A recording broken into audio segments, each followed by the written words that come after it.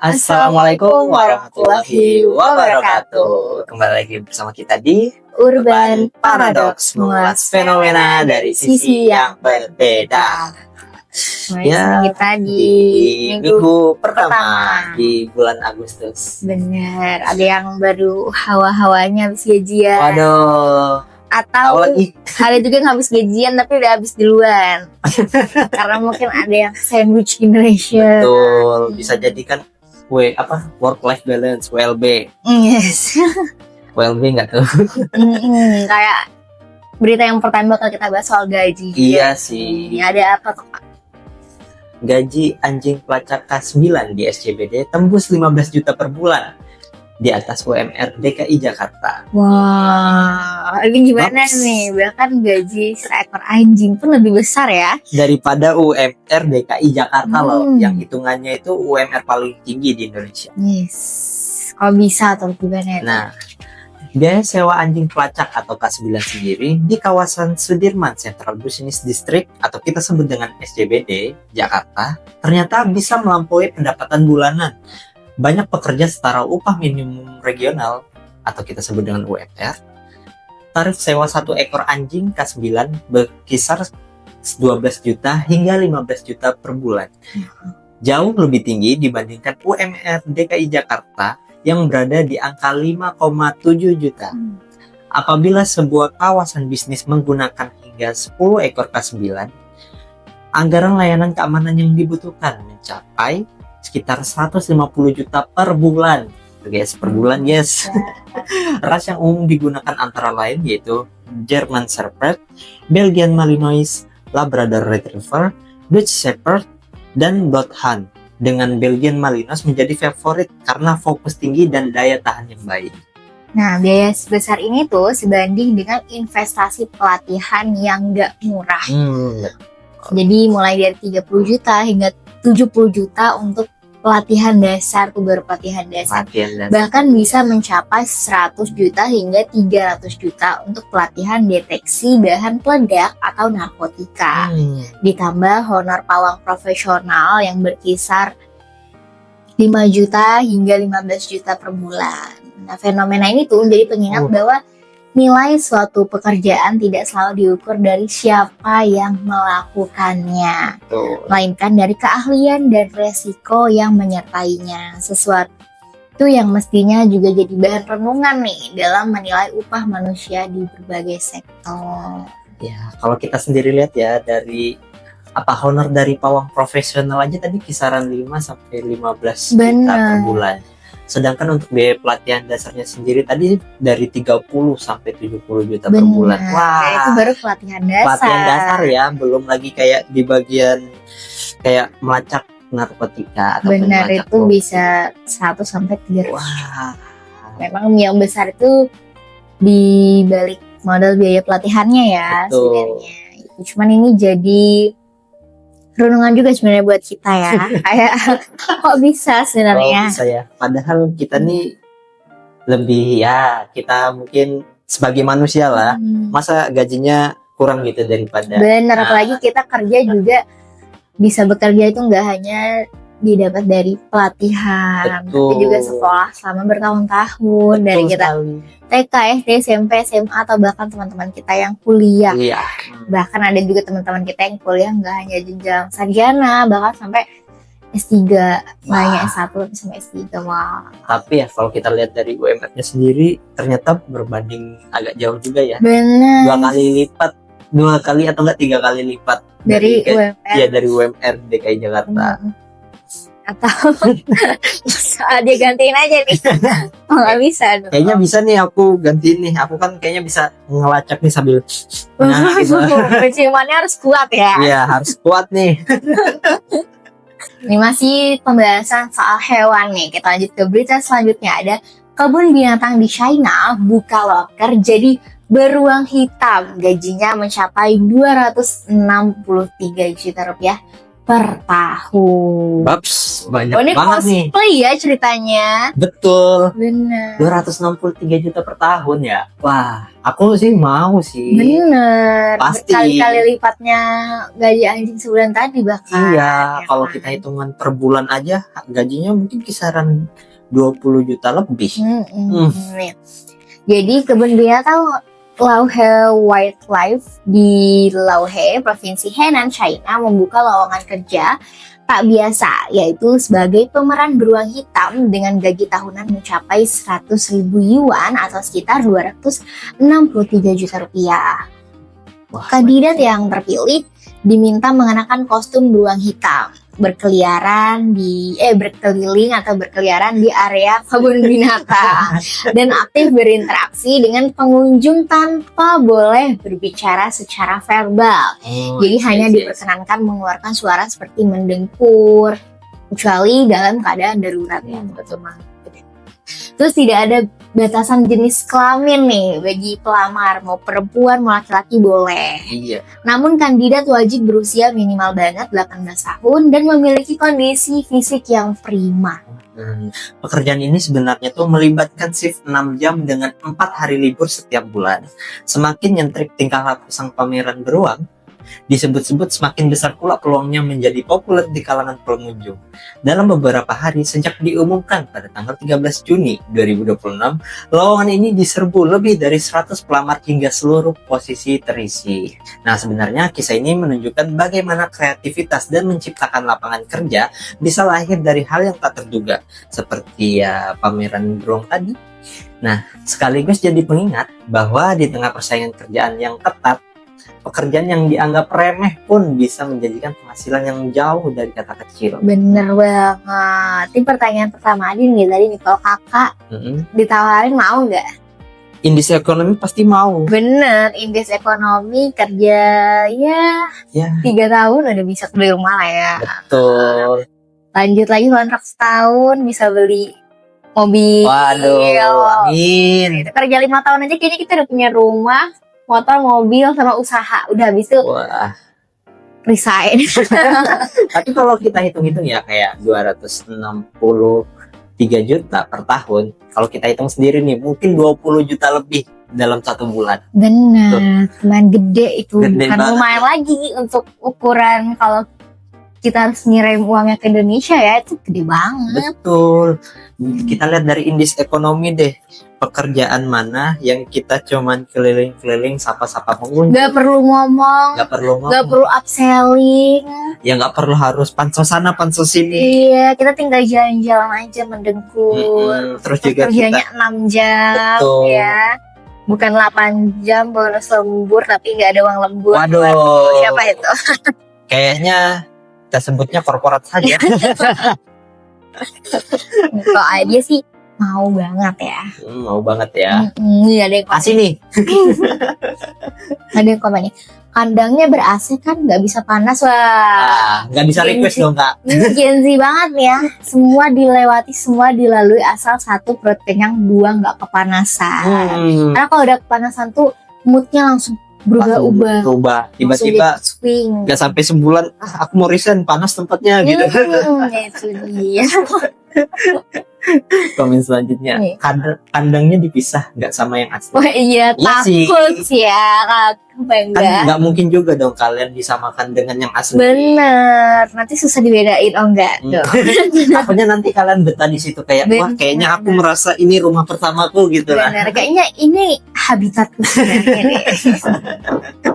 Juga kan ada yang komen nih, info email buat apply. Teman-teman ada yang mau apply juga nggak? Boleh langsung mungkin cari emailnya nih. Terus boleh info di kolom komentar, soalnya aku juga agak tertarik gitu. Ya, siapa juga yang nggak tertarik gaji 20 Bener. ke atas.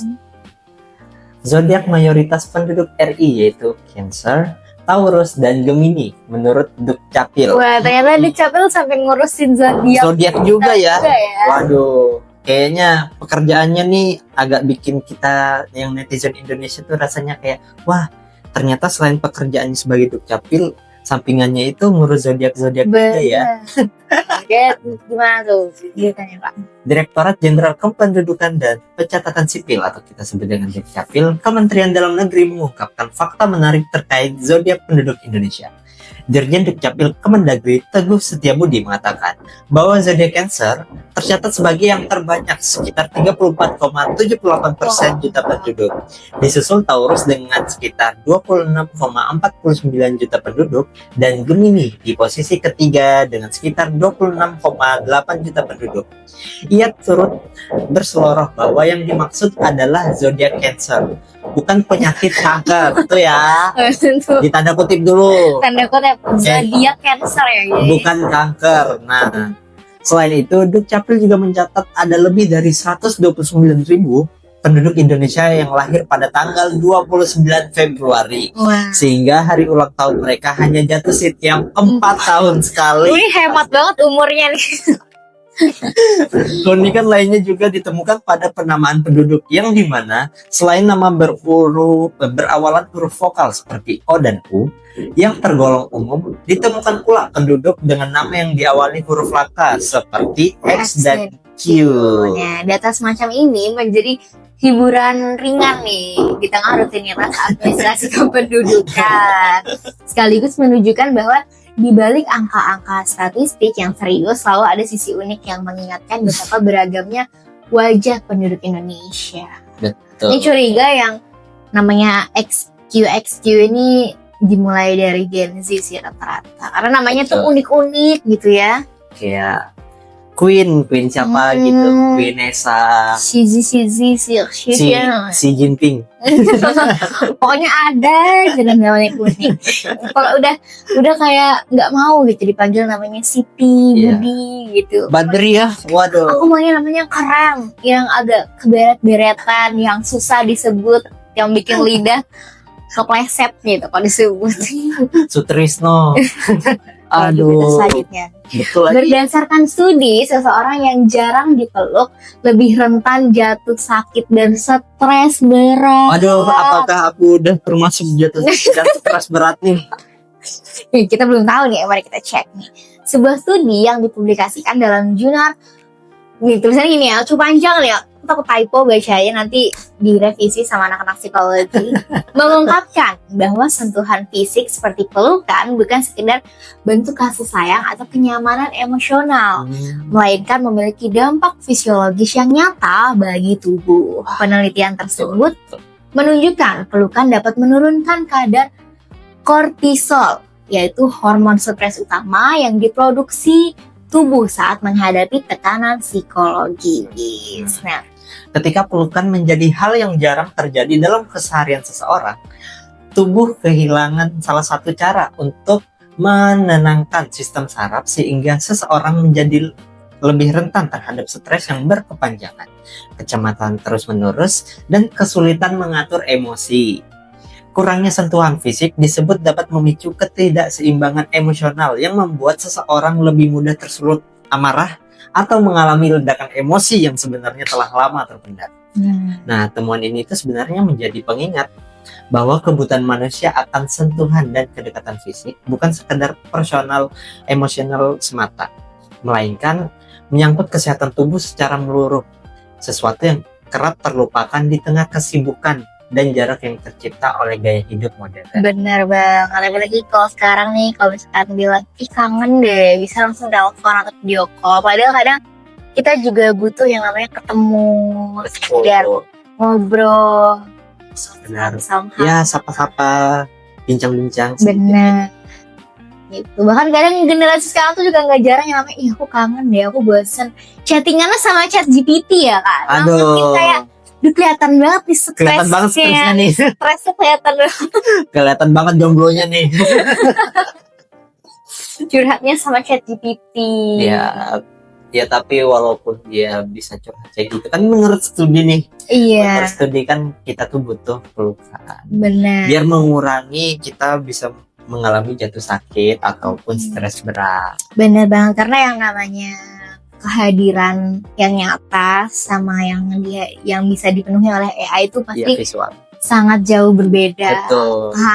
Kehangatan itu berbeda. Betul sekali. Dan itu nggak bisa kita dapatkan hanya dengan AI, hanya dengan chattingan, hanya dengan video call dan teleponan. Karena kita kan adalah manusia makhluk yang bersosial. Benar. Masa kamu sendirian aja gitu. Nih komen-komennya nih. Pantas aku jarang stres, orang aku suka meluk diri sendiri. Wah. Waduh, kasihan banget nih kakaknya. Ini bukan jarang stres, emang pada dasarnya stres gitu ya. Emang pada dasarnya stres aja. Kasihan banget. Gue sih nggak muluk-muluk, pengennya dipeluk kekayaan aja. Oh kalau itu kayaknya kita berdua juga Mau. ya. Siapa kan? sih yang nggak mau dipeluk kekayaan? Bener banget. Indis ekonomi dipeluk kekayaan kayaknya lebih penting Lebih penting daripada dipeluk seseorang. Nanti Bener. studinya kita cari yang peluk kekayaan aja deh. Bener. Jangan peluk Next. seseorang. Next. Kita akan masuk ke berita selanjutnya. Dilaporkan hilang saat mabuk, pria ini malah ikut tim SAR cari dirinya sendiri. Aduh. Ini mabuk siapa? Cukup lah ya. Baru aja kita bahas tadi stres ya, tentang stres. Ini benar.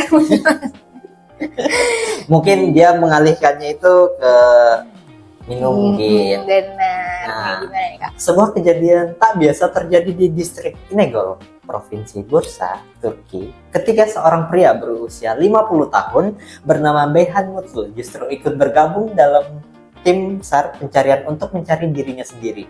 Nah, peristiwa ini bermula saat Mutlu menghabiskan waktu minum bersama teman-temannya di kawasan hutan hingga mabuk. Lalu berjalan menjauh dari rombongan hingga hilang kontak selama beberapa jam. Karena tak kunjung kembali dan sulit dihubungi, keluarga dan teman-temannya melaporkan Mutlu sebagai orang hilang kepada pihak berwenang. Tim SAR bersama warga setempat pun turut melakukan pencarian di kawasan hutan tersebut, tanpa menyadari bahwa dirinya lah yang sedang dicari. Mutlu justru bertemu rombongan pencari dan ikut membantu menyisir hutan. Kebenaran baru terungkap ketika anggota tim mulai meneriakkan namanya untuk memanggil, dan Mutlu menjawab polos bahwa dialah orang yang mereka cari. Setelah identitasnya dipastikan nih, ia pun dibawa pulang dengan selamat. Nah, kisah ini tuh menjadi hiburan yang mudah tawa sekaligus pengingat ringan tentang bagaimana situasi yang membingungkan bisa berujung pada momen paling tak terduga, di mana orang yang dicari-cari ternyata sudah berada di tengah para pencari itu sendiri. Tapi ya aku respect sih sama tim SAR-nya karena cepat banget nih. Benar, langsung gerak, nggak nunggu 1 kali 24 jam. Nggak nunggu udah si siapa tadi namanya? Mutlu. Oh, nggak nunggu Mutlu udah pindah negara baru dicari ya, Oh, langsung ya. dicari satu. Langsung dicari gitu. Bener. Respect bro. Di komennya nih. Yang dicari ikut nyari. Yang komen aja sampai bingung. Jadi yang mabuk siapa? Nggak tahu. Ya kalau kita lihat dari beritanya tadi, yang mabuk kan si Mutlu ini. Bener. Cuman Tapi ini jadi pertanyaan itu sebenarnya tim SAR-nya ini tahu nggak sih yang dicari itu Iya, siapa? betul. Karena kan Mutlu ini berada di tengah-tengah mereka ya. mungkin kan Mungkin seharusnya karena lagi panik juga Betul. ya, nggak notice. kan Apalagi kayak Mutlunya juga kayak orang yang lagi nyari orang lain gitu. Jadi kayak, oh mungkin bukan ini kali orang. bukan aku kali gitu kan. Mungkin dia mikirnya, wah kayaknya nyari orang hilang tapi kayaknya bukan aku. gitu Bener kan. nih. Iya itu tadi. Nah makanya nih, Iya. biar nggak jadi orang linglung kita harus dipeluk tadi ya kan. Iya, tuh. Balik ke berita Ya, sebelumnya jomblo. tadi. Nggak apa-apa, jomblo mungkin bisa dipeluk sama keluarganya. Betul. Bener. Ya, Ketemu intinya, sama teman-teman terdekat, sama yang terpercaya. kalau cowok mungkin kalau peluk sesama cowok kan mungkin agak aneh lah ya. Iya sih ya. Kalau cewek mungkin wajar. Bener. Kalau cowok mungkin Mungkin cowok bisa peluk dirinya sendiri kali ya. Nggak aku apa-apa. perlu kekayaan gitu. Iya, indis ekonomi nggak dipeluk orang juga nggak apa-apa sih. Yang penting dipeluk kekayaan. Siapa juga yang nggak mau dipeluk kekayaan? Bener, aneh sih kalau nggak mau. Betul lagi. Ya. Oke, nah itu dia berita terupdate kita di Minggu pertama di bulan Agustus Agustus. ini. Sekitar 1-2 minggu lagi kita akan menyambut HUT RI nih. Betul. Dan kita masih menunggu update berita terbaru. Berita-berita baik. Apakah akan banyak berita baik atau justru sebaliknya? Ya. Gak sabar banget kita nunggu. Betul Dan gak sabar sekali. banget juga kita update ke teman-teman berita di minggu depan apakah akan lebih hot dari minggu ini. Atau ada berita lain yang lebih mencengangkan atau mengundang tawa? Benar. Kalau teman-teman tahu jangan lupa di subscribe dulu dong. Jangan lupa di apa lagi Kak? Di like dan juga di komen. Benar. Kalau teman-teman suka sama konten kita jangan lupa juga di share terus. Kalau teman-teman punya kritik dan saran bisa langsung ke Instagram kita. Cing. Teng teng teng. Oke, segitu aja dari kita. Bye bye.